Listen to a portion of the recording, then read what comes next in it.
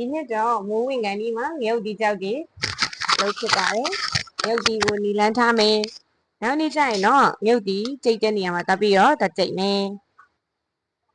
ဒါဒီကတော့ကြက်ဥပေါင်းဒီစားနေပြီ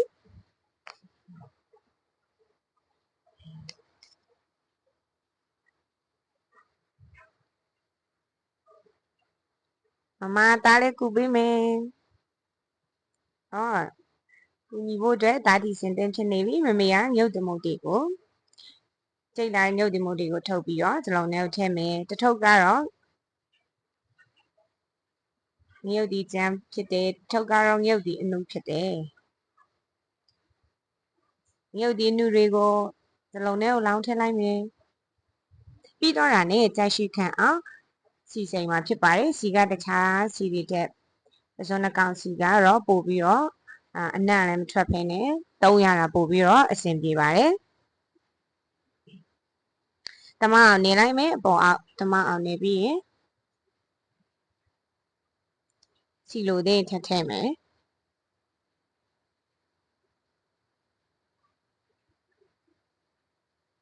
ထက်ခါကနေမယ်လန်ပြီးတော့ဘူးလေးတွေအချောက်ခံထားရဲနေပြပြီးတော့လှမ်းထားတဲ့ဘူးလေးတွေကိုပြန်တုံးမယ်ဖုံလေးတွေกินသွားအောင်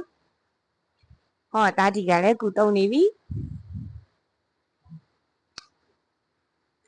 ဘူးလေးတွေကိုတုံးလို့ပြီးသွားပြီဆိုရင်တော့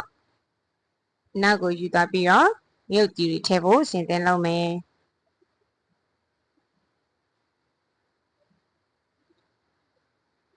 မြုပ်တီကတပိတ်တစ်ခွဲကြိတ်ထားတာပေါ့နော်90သားကတော့မြုပ်တီအကျန်းလုပ်ဖို့အတွက်ထားပါတယ်ဒါတော့ဘူးလေးတွေကိုနောက်သယ်သွားပြီကျေးဇူးတင်ပါတယ်ဒီယာဒီမမေကတော့ငရုတ်တီတွေထည့်ဖို့အတွက်အဆင်သင့်ဖြစ်နေပြီငရုတ်တီတွေကိုဇွန်းလေးနဲ့ခတ်ပြီးတော့ဘူးလေးတွေကိုသိမ့်မယ်ဒီလိုရုပ်တီကိုဘူးလေးကိုထည့်ပြီးတော့ခွဲသိမ်းထားခြင်းအပြင်လေးမဝင်ရင်တစ်နှစ်ကနေ2နှစ်ကနေ3နှစ်ထိမို့လုံးဝမတက်ဖ ೇನೆ အထားခံပါတယ်ရေကတိတာကျဲတယ်ဆိုရင်တော့ရေကတိတာထဲမှာထည့်ထားလို့ရတယ်ကဲအကောင်လုံးထည့်ပြီးသွားပြီဆိုရင်တော့ဘေးမှာရှိတဲ့စီလေးတွေမြုပ်သေးတွေကိုလိုက်ပြီးတော့တုပ်ပြီးပြီးရင်မြုပ်တီလေးတွေအပေါ်ကလေးလုံအောင်ပလတ်စတစ်အပျော့လေးအုပ်ပါမယ်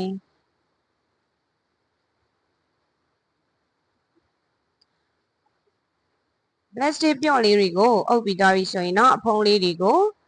တင်းတင်းကြက်ကြက်လေးဖြစ်သွားအောင်ဖုံးပေးပြီးသွားရင်ရက်ဆွဲလေးတွေထည့်မယ်မနစ်ကလောက်ထားတဲ့2024ရွာလောက်ထားတဲ့ဘူးလေးတွေကလည်းကြံသေးရဆိုတော့ဒီနှစ်ရက်ဆွဲလေးနဲ့ဘူးလေးတွေကိုအနောက်ဘက်မှာထားပြီးတော့သိမ့်မယ်